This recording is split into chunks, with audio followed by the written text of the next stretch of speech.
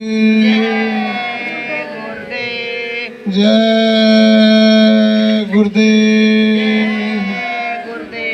जय गुरुदेव नाम किसका? प्रभु का पावन प्यारा नाम। जय गुरुदेव।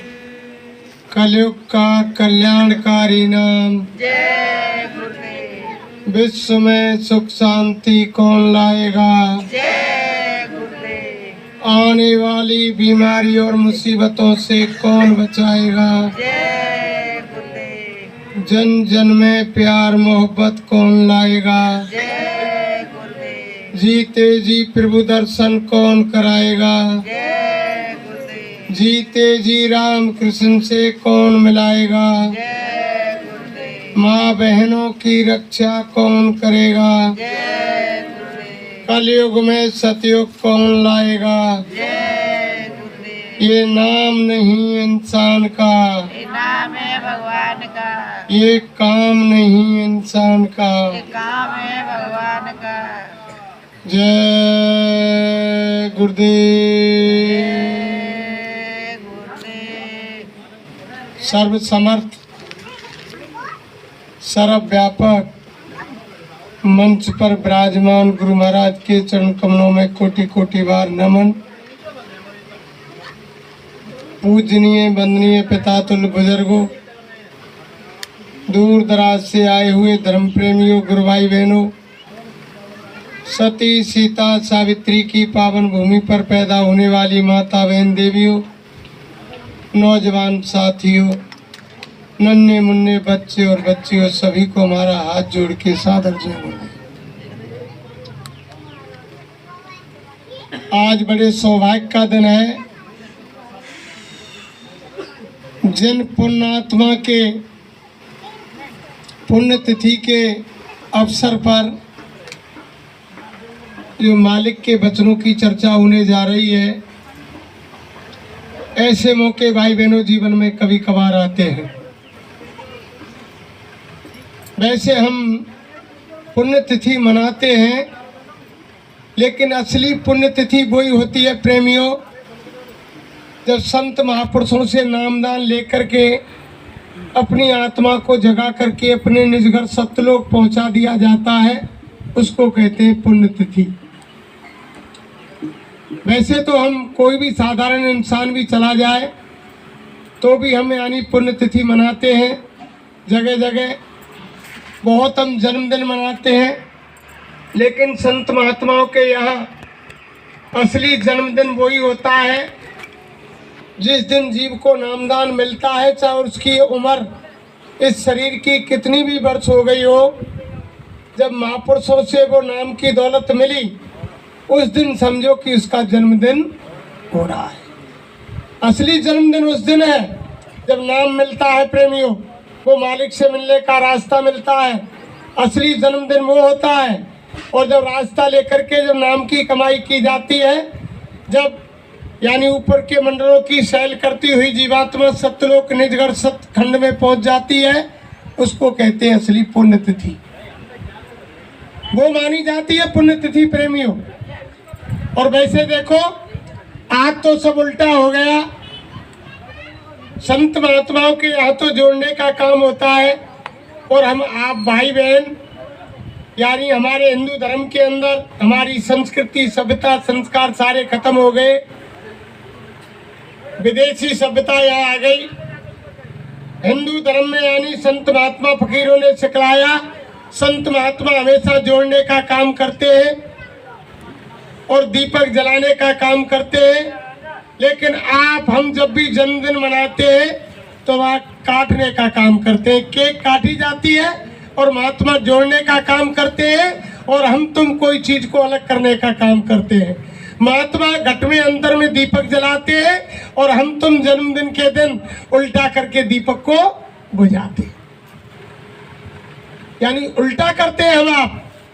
और देखो, जब भी ऐसी पुण्य आत्मा हमारी, तो इन दादाजी से हमारी मुलाकात जब कुर्रा चित्रपुर में घड़ी रामबल जब 10 दिन की वो साधना शिविर हुआ था, तब हमारे पास में ही रहते थे। तब इनसे हमारी बातचीतें हुई तो ऐसी पुण्य आत्मा जो यानी मालिक के भजन में लगी रहती थी, गुरु महाराज उनकी यानी पहले ही सवाल की है।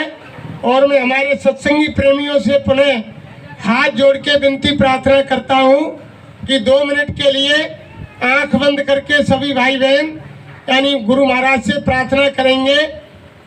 ऐसे हमारी पुण्यात्मा दादा की आत्मा को यानी वो जहाँ कहीं भी वो संभाल करे और अपने निज चरणों में उनके लिए स्थान दें। 2 मिनट के लिए सभी भाई बहन आंख बंद करेंगे और गुरु महाराज से प्रार्थना करेंगे।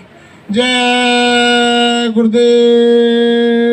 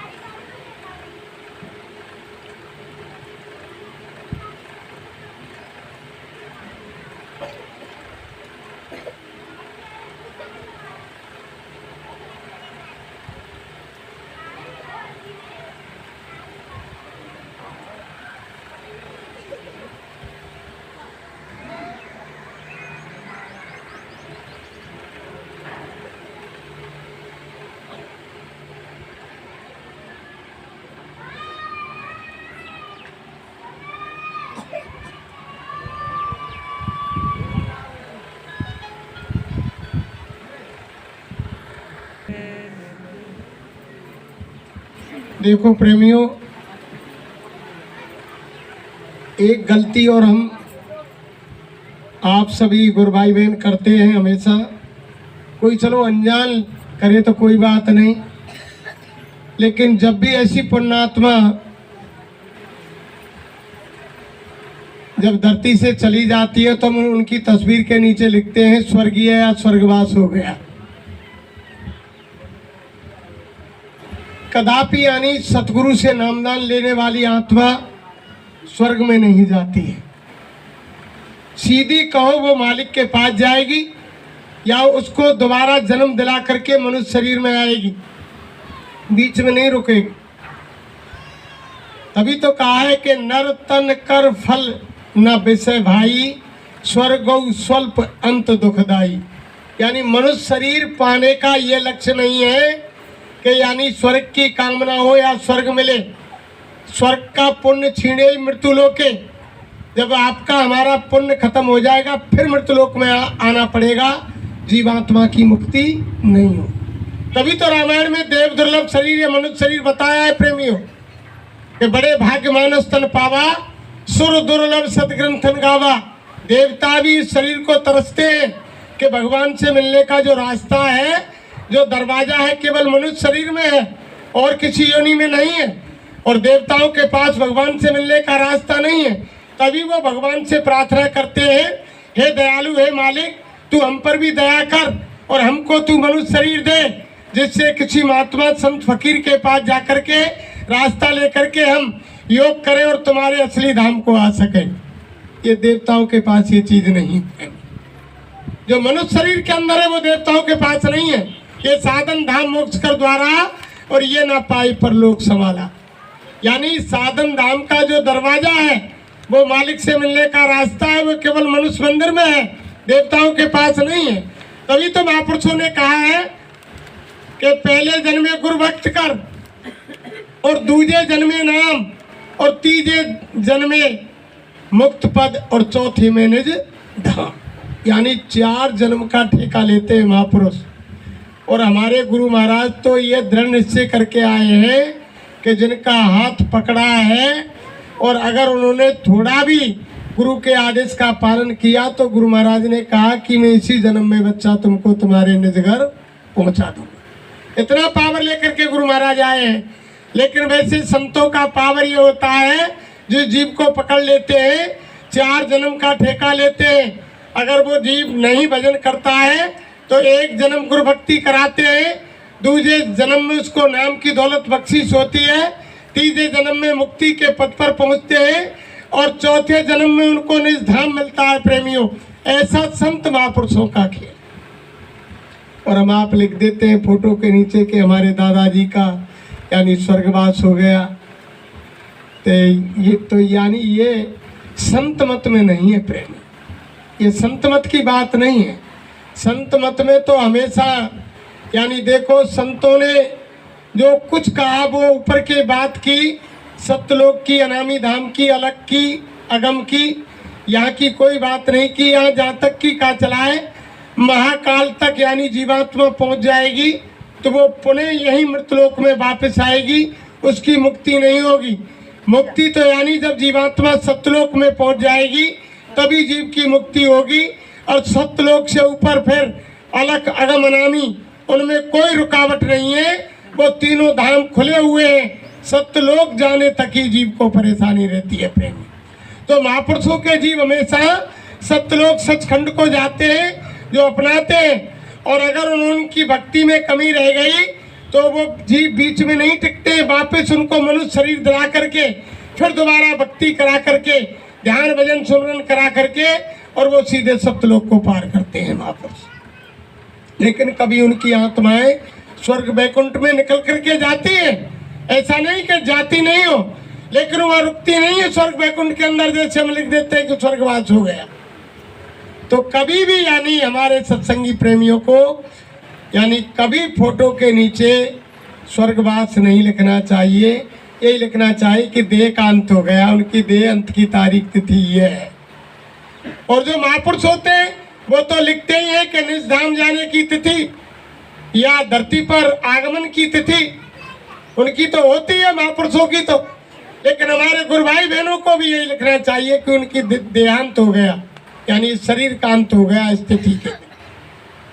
तो देखो प्रेमियों, महात्मा तो हमेशा महापुरुषों ने कहा कि सुई सुहागा संत जन और बिछड़े देत मिलाए और कैंची कुल्हाड़ी दुष्ट जन यानी मिलेन को वे अलग कर देते हैं, वो उनको अलग कर देते हैं। तो संत महापुरुषों का काम होता है प्रेमियों जोड़ने का।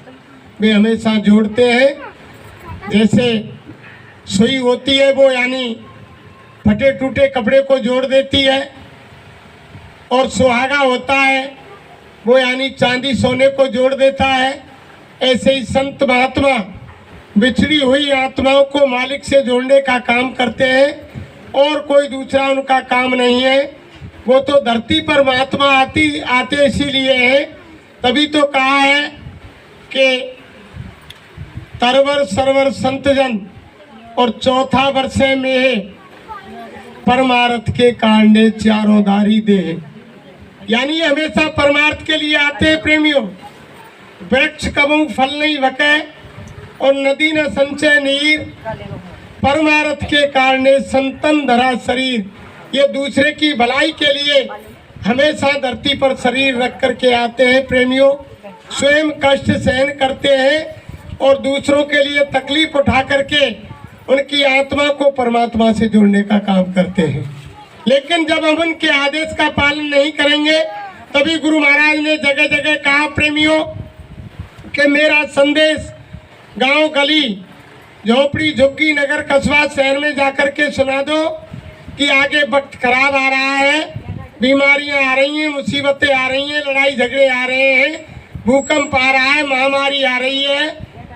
गुरु महाराज ने कहा कि मेरा संदेश जाकर के सुना दो बोली वाली जनता को कि बाबा जी का कहना है और शाकाहारी रहना। शाकाहारी हो जाओगे तो बीमारी से बच जाओगे, अरे धर्म प्रेमियों, बाबा जी तो बचा रहे हैं और शाकाहारी बना रहे हैं। देखो भविष्य में ऐसी ऐसी आपदाएं आने वाली हैं। गुरु महाराज ने बहुत पहले समय में ही 70, 71, 72, 73 में ही आगाह कर दिया। भारत नहीं पूरे विश्व को बच्चा इतनी आगे बढ़ी, बहुत तबाही मचेगी, बहुत बड़ी बड़ी आपदाएं आएंगी। अगर आप बचना चाहते हो तो आप शाकाहारी हो जाएं, मांस मछली अंडे शराब का सेवन छोड़ दें, कोई ऐसा न बुद्धिनाशक नशा ना करे जिससे माँ बहन बहू बेटी की पहचान खत्म हो जाए, और यानी किसी की मुर्दा मिट्टी ना खाए। भगवान ने, कुदरत ने इंसान के खाने के लिए बहुत सारे सूखे गीले मेवे, फल, घी, दूध, अन्न इत्यादि इस धरती पर इतना बनाया है। गुरु महाराज ने कहा कि तुम हजम कर सको, दिन में 10 बार खाओ, कौन मना करता है। अच्छी झोपड़ी में रहो, अच्छे कपड़े पहनो और यानी अच्छा मकान बनाओ, कौन मना करता है। तुमसे अच्छी गाड़ी खरीदो, लेकिन किसी की मुर्दा मिट्टी मत खाओ और कोई ऐसा बुद्धिनाशक नशा मत करो जिससे माँ बहन बहू बेटी की पहचान खत्म हो जाए। अरे तुम यानी भगवान की पहचान और गुरु की पहचान और यानी अड़ोसी पड़ोसी बुजुर्ग माँ बाप भाई बहन की पहचान तभी तो कर सकोगे जब तुम यानी शुद्ध भोजन करोगे, जब तुम्हारी बुद्धि शुद्ध होगी और तुम्हारे विचार शुद्ध होंगे, तभी तुम किसी को यानी पहचान सकते हो, तभी तुम्हारे यानी कर्म शुद्ध होंगे। जब तुम अशुद्ध आहार करेंगे तो तुम्हारे शरीर के अंदर अशुद्ध खून बनेगा, अशुद्ध खून बनेगा तो तुम्हारी बुद्धि अशुद्ध होगी और बुद्धि अशुद्ध होगी तो तुम्हारे विचार अशुद्ध होंगे, विचार अशुद्ध होंगे तो तुम्हारे कर्म अशुद्ध होंगे। तो धर्म प्रेमियों, गुरु महाराज तो यही कहते हैं। अरे मैं कब मना करता हूँ तुमसे कि तुम मंदिर मत जाओ, मंदिर मत जाओ, कि गिरजाघर, गुरुद्वारा और यानी चर्च कहीं मत जाओ, आप हर जगह जाओ, लेकिन जिस देवी देवता की तुम पूजा करते हो उससे ये विनती प्रार्थना तो करो, ये देवी माँ हमको सद्बुद्धि दे, हम किसी जीव को नहीं सताएं, झूठ नहीं बोले, चोरी नहीं करें, किसी की निंदा चुगली नहीं करें, किसी जीव की हत्या नहीं करें, शुद्ध भोजन करें। यानी उस भगवान से आप ये तो प्रार्थना करो। और हे मालिक, हे दयालु हम पर, हे देवी माँ, हे भगवान ऐसी दया करो, कोई यानी महापुरुष हमें मिले और जीते जी हमें वो युक्ति बतलाए कि यानी जीते जी भगवान का दर्शन यानी हम हमारी अंदर की तीसरी आंख से कर सकें। अरे भाई बहनों, आप सभी को मंदिर, मस्जिद, गिरजाघर, गुरुद्वारे में जाते जाते जीवन निकल गया और आप खुद को नहीं पहचान पाए, और की का चलाए आपने अपनी चरम आंखों से खुद को नहीं पहचाना कि मैं कौन हूँ। किसी ने पहचाना आज तक कि मैं कौन हूँ? किसी ने नहीं देखा। जो अंदर में जीवात्मा बैठी है, जीवात्मा के द्वारा शरीर का संचालन हो रहा है, उस जीवात्मा को किसी ने बाहर की चरम आंखों से नहीं देखा। जब तक वो अंदर की चरम यानी ज्ञान चक्षु दिव्य दृष्टि तीसरी नेत्र थर्ड आई नहीं खुलेगी, तब तक धर्म प्रेमियों, माता बहन देवियों, हम खुद को नहीं पहचान सकते हैं। जब हम खुद को नहीं जान पाएंगे तो उस खुदा भगवान को कैसे जान पाएंगे? पहले खुद को पहचानो कि हम कौन हैं। हमारे गुरु महाराज यही कहते हैं। अरे आप सोचो, आप कहाँ से आए हो और अंत में आप कहाँ जाओगे, और आप यहाँ किस लिए आए हो और यहाँ आप क्या कर रहे हो।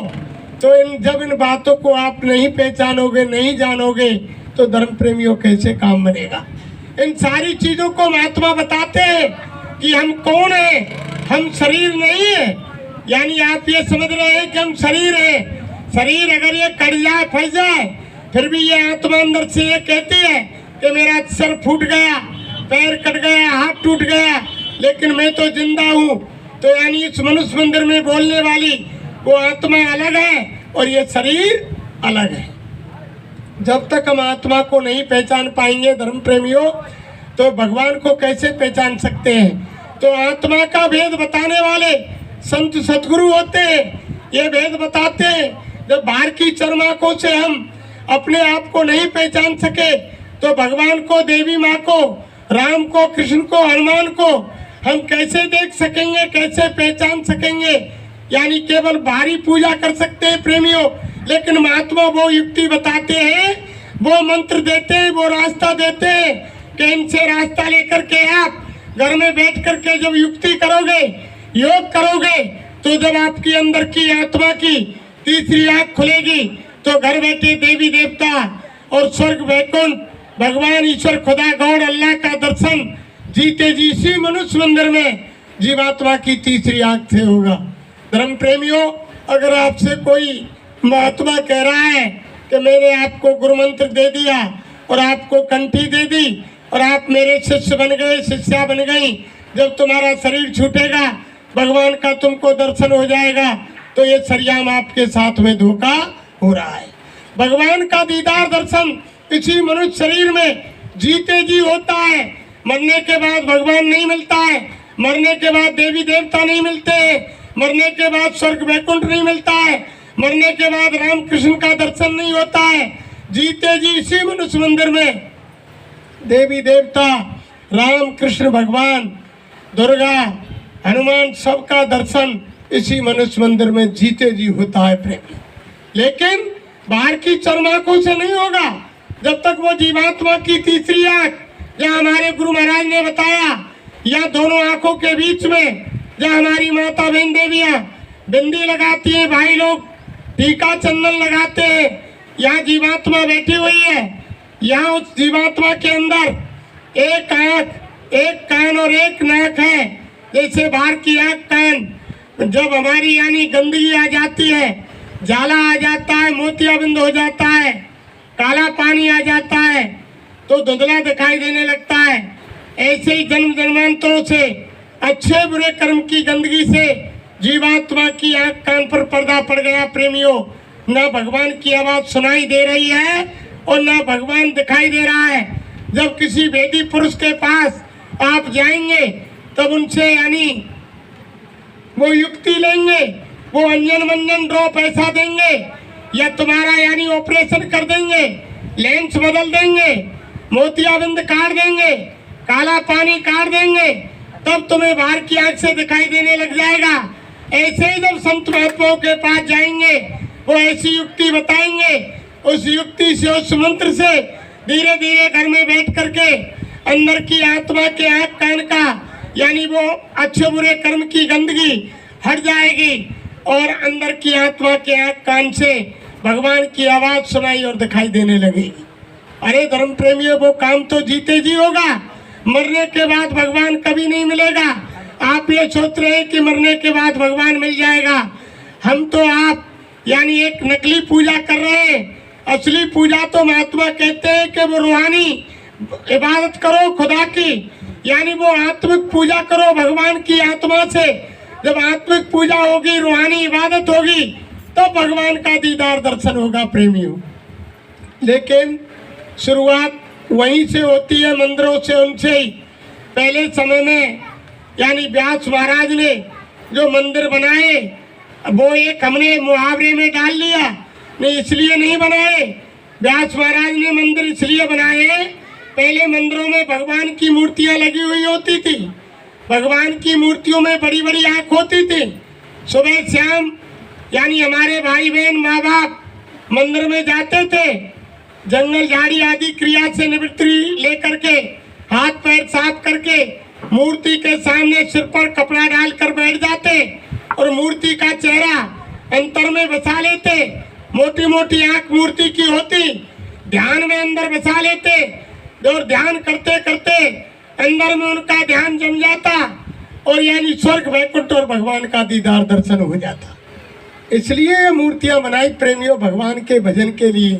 ऐसा नहीं कि हम फूल पत्ती ले गए, स्नान कर लिया और यानी धूप चंदन ले गए और मंदिर के पत्थर की मूर्ति पर डाल दिया और पानी डाल दिया और हाथ जोड़ दिया और हमारी पूजा हो गई। ये नहीं, इसलिए नहीं। एक हमने एक लाइन बना ली है, एक मुहावरा बना लिया, लेकिन वो तो मूर्ति के सामने प्रेमियों मिन्नत मांगने के लिए भजन करना पड़ता था, मेहनत करनी पड़ती थी। जिस शंकर भगवान को आप रोजाना पूजते हैं, उन्हीं शंकर भगवान से पार्वती ने पूछा कि हे देवों के देव महादेव, मुझको बताओ कि संसार में सार्थक क्या चीज है। तब महादेव ने कहा कि सुनो उमा भवानी पार्वती, सुनो मैं तुमको बताता हूँ। जो रामायण में गोसाई महाराज ने लिखा कि उमा कयु में अनुभव अपना और सत्य हरि भजन जगत सब सपना। यही बात शंकर भगवान ने पार्वती से कही कि हे देवी, हे उमा, हे भवानी, मैं सत्य बात तो ये है, मैं मेरा निजी अनुभव बता रहा हूँ, संसार में सत्य केवल भगवान का भजन है और दूसरी चीज मिथ्या है, कोई सार्थक नहीं। आपसे धर्म प्रेमियों पूछी जाए, अगर आपके सामने खाना परोस दिया जाए, थाली रख दी जाए और आप सुबह से शाम तक पुकारते रहे कि रोटी रोटी रोटी रोटी रोटी, क्या पेट भर जाएगा? यानी मेहनत करनी पड़ेगी प्रेमियों, गिलास तोड़कर उठाना पड़ेगा, मुंह में देना पड़ेगा, चबा चबा कर खाना पड़ेगा, तब पेट की भूख शांत होगी। ऐसे ही जब हम यानी भगवान का भजन नहीं करेंगे, इस शरीर से मेहनत नहीं करेंगे, योग नहीं करेंगे, तो हमारी भजन पूजा नहीं मानी जाएगी। यानी ये केवल जल चढ़ाने से, फूल पत्ती चढ़ाने से, हाथ जोड़ने से हमारी पूजा मंजूर नहीं होगी प्रेमियों। आज तक किसी भाई बहन ने जब मंदिर में जाकर पूजा की तो किसी देवी माँ से, भगवान से पूछा कि देवी माँ, भगवान, मैं तुम पर रात दिन फूल पत्ती चढ़ा रही हूँ, स्नान करा रही हूँ, जल चढ़ा रही हूँ, गंगा जल चढ़ा रही हूँ, क्या आप मेरी पूजा से प्रसन्न हो? किसी ने पूछा? किसी ने नहीं पूछा, हाथ जोड़कर आगे। लेकिन महात्मा क्या कहते हैं, देखो, जय गुरुदेव। कैसे मिलेंगे भगवान, तो है गुरु के बिना, कैसे मिलेंगे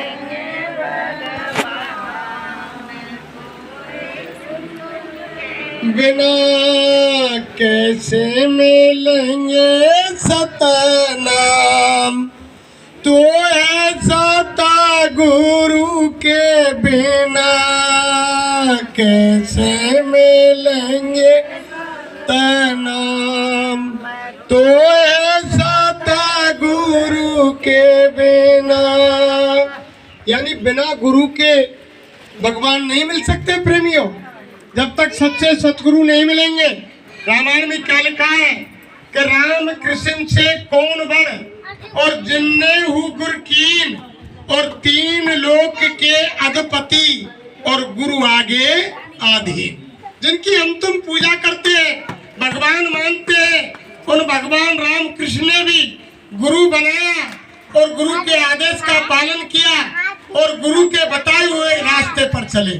जब ऐसी अवतारी शक्तियों को बिना गुरु के यानी कुछ नहीं हुआ, तो आप हम बिना गुरु के कुछ पा सकते हैं।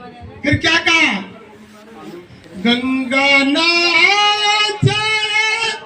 जमुना नहाओ, गंगा नहाओ जमुना नहाओ, चाहे नहाओ चारों धाम, तो है गुरु के बिना, चाहे नहाओ धाम, तो है गुरु के बिना, कैसे मिलेंगे सतनाम, तो है गुरु के बिना, कैसे मिलेंगे भगवान, तो है गुरु के बिना।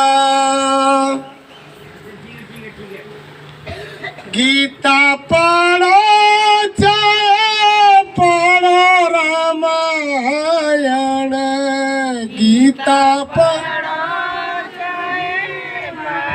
रामायण, पढ़ लो वेद पुराण, तो है गुरु के बिना, चाहे पढ़ लो वेद पुराण, तो है गुरु के बिना, कैसे मिलेंगे सतनाम, तो है गुरु के बिना। धूना रामाओ चाहे भस्मी रामाओ, धूना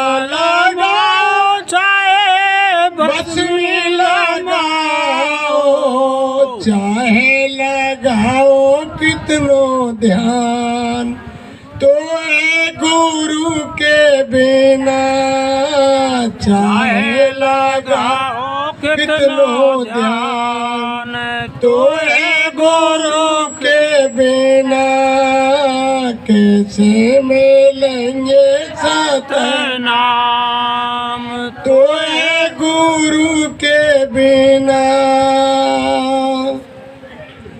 तुए कैसे मिलेंगे सतनाम, तो है सता गुरु के बिना कैसे मिलेंगे सतनाम, तो है गुरु के बिना। फूल चढ़ाओ चाहे चंदन लगाओ, फूल चढ़ाओ चाहे चंदन लगाओ, चाहे कराओ स्नान, तो है गुरु के बिना चाहे कराओ स्नान, तो है गुरु के बिना कैसे मिलेंगे भगवान, तो है गुरु के बिना कैसे मिलेंगे सतनाम, तो है सता गुरु के बिना।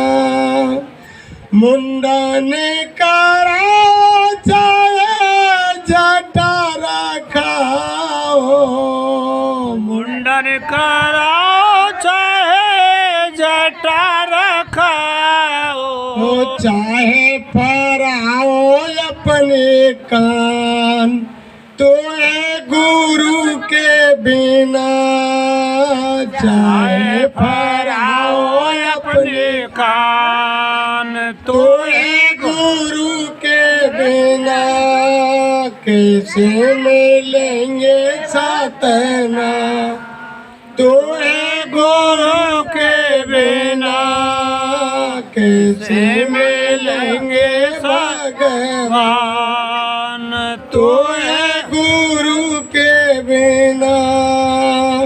जय गुरुदेव। जय गुरुदेव। बिना गुरु के यानी परमात्मा नहीं मिलेगा। चाहे कुछ भी करो, जब तक सच्चे गुरु यानी गुरु नाम स्वामी महाराज ने बताया कि किसी इंसान का, किसी जाति विशेष का, किसी जानवर का, पक्षी का, पेड़ का, पौधे का, नाले का, नदी का, इंसान का नाम गुरु नहीं है। गुरु वो शक्ति होती है जो इंसानी पोल पर आती है, इंसानी शरीर में आती है, जो यानी गुमाने अंधकार रूमाने प्रकाश अर्थात अज्ञान से ज्ञान में लाने वाली शक्ति का नाम गुरु होता है, जो हमें यानी इस संसार रूपी भवसागर से निकाल करके मालिक के यानी श्री चरणों में पहुंचा दे, वो शक्ति प्रेमियों गुरु होती है।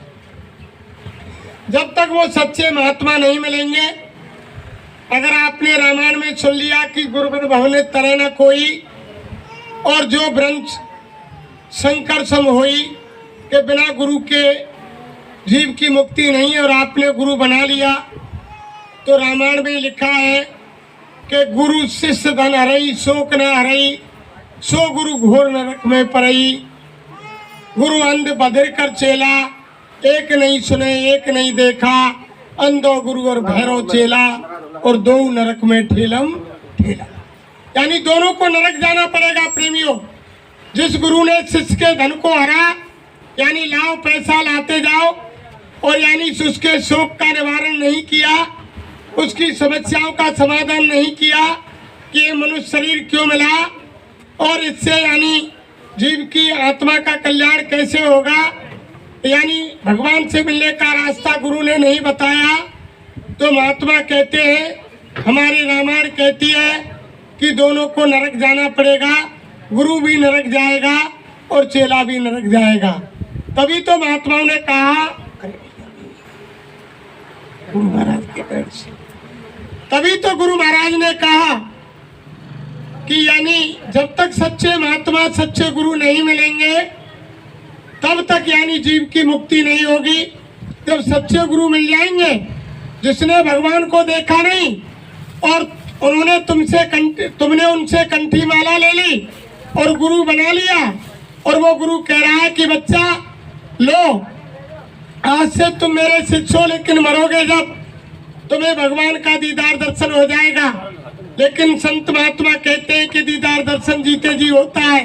वो तुम्हारे साथ में धोखा हो रहा है, जो रामायण कह रही है कि अंधा गुरु और भैरव चेला और दो नरक में ठेलम ठेला, दोनों को नरक जाना पड़ेगा। लेकिन पहले समय में धर्म प्रेमियों, माता बहन देवियों, गुरु को खोजने के लिए बहुत समय लगता था। हमारे यानी राजा महाराजा बड़े बड़े लोग महात्माओं की तलाश के लिए जंगल चले गए और जंगल में जाकर के महात्माओं के आश्रमों पर बहुत समय तक धोती लंगोटी धोई, बर्तन साफ किए, झाड़ू लगाए, जूतियां साफ की, भंडारे बनाए, लेकिन फिर भी महात्माओं ने कह दिया, अरे बच्चा तुम इसके लायक नहीं हो, तुम्हारे लिए ये नाम की दौलत, ये भजन करने की युक्ति नहीं मिलेगी, तुम्हारा बर्तन पाक साफ नहीं है, तुम सीधे वापस घर को चले जाओ। यानी उनको वो नाम की दौलत, वो नामदान, वो गुरु मंत्र नहीं मिला। लेकिन आज तो ऐसा हो गया कि घर घर गुरु आ गए। यानी कोई भी कथा पढ़ रहे हैं, भागवत पढ़ रहे हैं, कुछ भी पढ़ रहे हैं, आपने कह दिया कि महाराज हमको चेला बना लो, चेली बना लो, तो उन्होंने नहीं देखा कि मुझ में शक्ति इनको पार करने की है या नहीं है, मैं भगवान से मिला सकता है नहीं मिला सकता। अरे कहा, अरे भैया धोती लंगोटी ले आओ, 100 रुपया ले आओ। तो महात्माओं ने क्या कहा कि गली गली घूमत फिरे और गुरु दीक्षा ले आओ और नरक सुरकते का परी हमें रुपया दे। यानी ऐसा सिस्टम हो गया कि तुम तो यानी धोती लंगोटी दो, 100 का नोट दक्षिणा में दो, एक कंठी लो, हमारी कोई गारंटी नहीं। वैसे आज से तुम हमारे चेला और चेली हो, लेकिन मरने के बाद हमारी कोई गारंटी नहीं कि तुम स्वर्ग जाए, बैकुंठ जाए, भगवान का दर्शन हो या सीधी नरक में जाए। तो अंधा गुरु और भैरा चेला और दो नरक में ठेलम ठेला। इसलिए जब तक पूरे महात्मा नहीं मिलेंगे प्रेमियों, पूरे संत सतगुरु नहीं मिलेंगे, तब तक जीव का कल्याण नहीं होगा। ऐसे महापुरुष की तलाश करो जो रोज भगवान के दरबार में आता जाता हो। जैसे अभी हम आगरा आपके यहाँ आए, भरतपुर से चल करके हमारे प्रेमी भाई प्रीतम सिंह ने हमको बात पर ही बुला लिया और वो हमको उनको रास्ता मालूम था इस कॉलोनी का, सीधे यहाँ हमको वो ले आए। अगर हम किसी अनजान व्यक्ति से मिलते जिनको ये कॉलोनी देखी नहीं हुई है, तो जिसने उस कॉलोनी को देखा नहीं तो वो हमको यहाँ कैसे पहुंचा सकता है। ऐसे ही जिसने भगवान को देखा नहीं वो गुरु हमको भगवान से कैसे मिला सकता है। वही गुरु तो आपको हमको भगवान से मिलाएगा प्रेमियों, जिसने भगवान का यानी दीदार दर्शन किया होगा। जब वो सच्चा महात्मा मिलेगा, सच्चा गुरु मिलेगा, तभी आप भगवान का दीदार दर्शन, देवी माँ का दीदार दर्शन, यानी राम का, कृष्ण का, हनुमान का दीदार दर्शन, स्वर्ग वैकुंठ का दीदार दर्शन घर बैठे इसी मनुष्य मंदिर में जीते जी होगा। मरने के बाद भगवान कदापि नहीं मिलता। भगवान जीते जी मिलेगा, मरने के बाद कदापि नहीं मिलेगा। कोई ये सोच रहा हो कि भगवान मरने के बाद मिल जाए, हम रात दिन मंदिरों में पूजा करते रहे। अरे कबीर साहब ने तो ऐसा कहा कि हिंदू ऐसा बावरा पाथर पूजन जाए और घर की चाकी क्यों ना पूजिए, ताको पीछो। कबीर साहब ने तो ये कहा मुसलमान भाइयों को कि काकर पत्थर जोड़कर और मस्जिद लई चनाए और ताचड़ मुल्ला बांग दे, क्या बहरा हुआ खुदा है। कबीर साहब ने कहा कि वो भगवान परमात्मा, वो खुदा अल्लाह बहरा नहीं है। वो जो चींटी चलती है प्रेमियों, चींटी चलती है, चींटी के चलने की आवाज को भी वो भगवान परमात्मा सुनता है। चींटी के पैर में पायल बांध दी जाए, कितनी छोटी पायल आएगी, और पायल में भी घुंघरू डाल दिया जाए, जो घुंघरू की आवाज होगी उसको भी वो परमपिता परमात्मा, वो खुदा भगवान सुनता है। तुम अंतर मन में उसको याद करो, वो तुम्हारी हर चीज को घट-घट की जानने वाला है, वो हर चीज को जानता है, वो पुकारने से ही नहीं सुनता है प्रेमी। महात्माओं ने तो ये कहा कि जब तुम मन में याद, तभी तुम्हारे गुरु महाराज ने कहा स्वामी जी महाराज ने साफ शब्दों में कहा कि अभी हमने बहुत देखा, हमने जय गुरुदेव बोली जो बहुत से हमारे नए लोगों ने नहीं बोला कि राम है, कृष्ण है, भगवान है, देवी देवता है, भैरव भूमिया है, जय गुरुदेव नाम कहाँ से भगवान का आ गया। लेकिन देखो हमारे गुरु महाराज ने साफ शब्दों में बताया कि हर युग में नाम बदलता है, सतयुग में हरि नाम से कल्याण हुआ और त्रेता के अंदर राम नाम से, द्वापर में कृष्ण नाम से और कलयुग में यानी अब गुरु महाराज ने जय गुरुदेव नाम को जगाया है।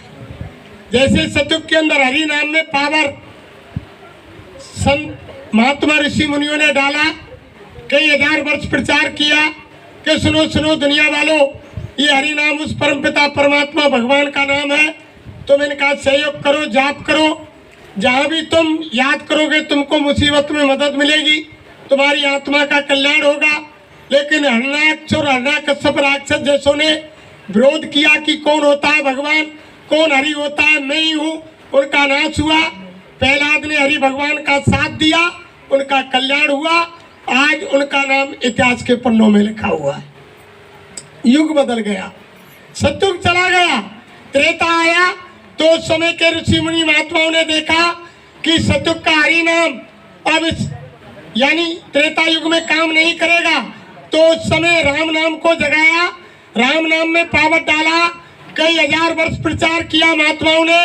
सुनो सुनो दुनिया वालों, ये राम नाम भगवान का है, तुम इनका जाप करो, ये हर मुसीबत में तुम्हारा सहयोग करेगा, तुम्हारी आत्मा का कल्याण होगा। लेकिन उस समय के भक्त के लोगों ने भगवान राम को लोगों ने भगवान नहीं माना, 14 वर्ष का वनवास दे दिया। लेकिन जिन्होंने पहचाना उनकी यानी मुक्ति हुई, उद्धार हुए, उनका इतिहास के पन्नों में नाम अमर है। और जिन्होंने अड़ंगा लगाए, विरोध किया, राम नाम का अपमान किया, उनका सर्वनाश हुआ। उसके बाद द्वापर आया, फिर द्वापर में ऋषि मुनि महात्माओं ने देखा कि सतयुग का हरि नाम, त्रेता का राम नाम अब द्वापर में काम नहीं करेगा, तो द्वापर में कृष्ण नाम को जगाया, कृष्ण नाम में पावर भरा और कई हजार वर्ष प्रचार किया। सुनो सुनो दुनिया वालों, ये द्वापर का जगाया हुआ नाम कृष्ण है और तुम इनका जाप करो, हर मुसीबत में तुम्हारा साथ देगा, तुम्हारी आत्मा का कल्याण होगा। जिन भाई बहनों ने, ग्वाल वालों ने यानी भगवान को पहचाना, कृष्ण नाम में पावर डाले हुए नाम को पहचाना, उनका कल्याण हुआ। और उधर दुर्योधन, कंस जैसे राक्षसों ने यानी विरोध किया, उनका सर्वनाश हुआ। ये तो हर युग की बात है। तो गुरु महाराज ने कहा कि जैसे जैसे युग बदलता है वैसे नाम बदलता है। भक्त का डॉक्टर चाहिए, भक्त की दवाई चाहिए और भक्त का गुरु चाहिए, भक्त का नाम चाहिए, हर चीज समय की चाहिए प्रेमी। पहले समय में सतयुग त्रेता के अंदर लुकमान, हकीम और सुखैन वैद्य थे, उनका नाम लेने से बीमारी ठीक हो जाती थी, इतना पावर था उन वैद्यों के अंदर। लेकिन आज अगर वो युग निकल गए, उस समय की बात थी। आज हम रात दिन चिल्लाते रहे कि लुकमान, हकीम, सुखैन वैद्य हमारी बीमारी ठीक करो, तो बीमारी ठीक नहीं होगी। अब तो ये देखना पड़ेगा कि इस समय हमारी बीमारी का सार्जन कौन सा है, उसके पास जाना पड़ेगा और वक्त के डॉक्टर की खोज करनी पड़ेगी और उससे वक्त की दवाई लेनी पड़ेगी। ऐसे ही वक्त का नाम चाहिए, वक्त का महात्मा चाहिए, वक्त का गुरु चाहिए। अरे भाई बहनों, कुछ समय पहले आपके कोई बीमारी हुई, बुखार आया या और कोई बीमारी हुई, आप डॉक्टर से दवा ले आए और दवा आपने आधी ली, बीमारी खत्म हो गई और दवाई आधी बची, कैप्सूल, सिरप, गोली आपने अलमारी में रख दी।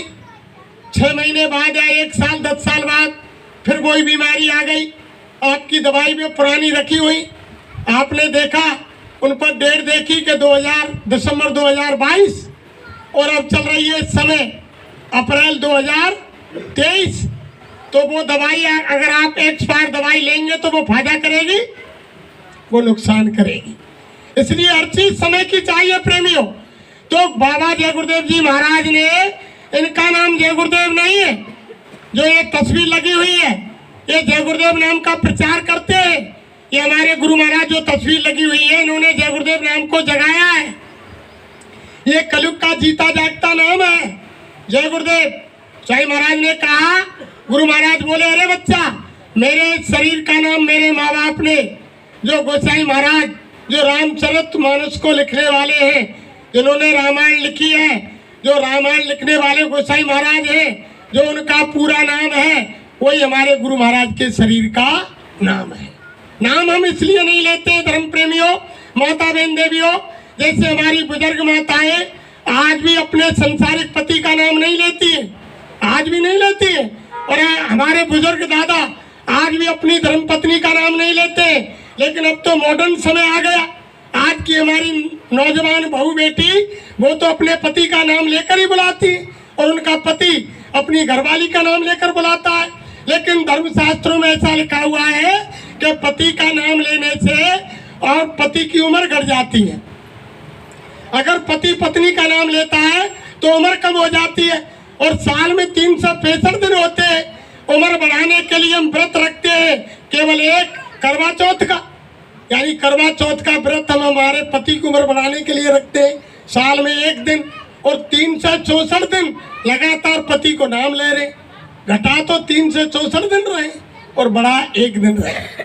जैसे ही संसारिक यानी पत्नी की शादी अपने पति के साथ में होती है, ऐसे आध्यात्म में जो हमारी आत्मा है, हमारे गुरु महाराज ने कहा, यानी स्त्री हो या पुरुष हो, कोई भी हो, सबके अंदर जो जीवात्मा है वो नारी रूप है, वो स्त्री रूप है। उनके सच्चे पति यानी स्वयं परमपिता परमात्मा होते, सतगुरु होते। हमारी आत्मा की जो शादी जब नामदान देते हैं महात्मा, आत्मा की डोरी इनके हाथ पहुंच जाती है। तो हमारी आत्मा के सच्चे पति कौन हुए? हमारे सतगुरु। तो कभी भी नाम नहीं लेते हम इनका, हमारी वाणी से। इनका नाम वही है जो गोसाई महाराज का नाम है, जो हमारी माता बहन देवियाँ घर में जिस पेड़ की पूजा करती है, घरों में पेड़ लगा रहता है, जो उस वृक्ष का नाम है वही हमारे गुरु महाराज के शरीर का नाम है। ये पूरे भारत में नहीं, पूरे विश्व में जय गुरुदेव नाम का प्रचार करते हैं। इनका छोटा सा आश्रम मथुरा में है। गुरु महाराज ने कहा कि मेरा पता बता देना कि मैं जय गुरुदेव नाम का प्रचार करता हूँ।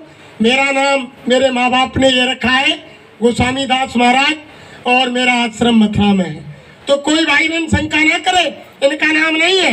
इन्होंने कहा अगर किसी को शंका हो, साईं महाराज मन से बोले कि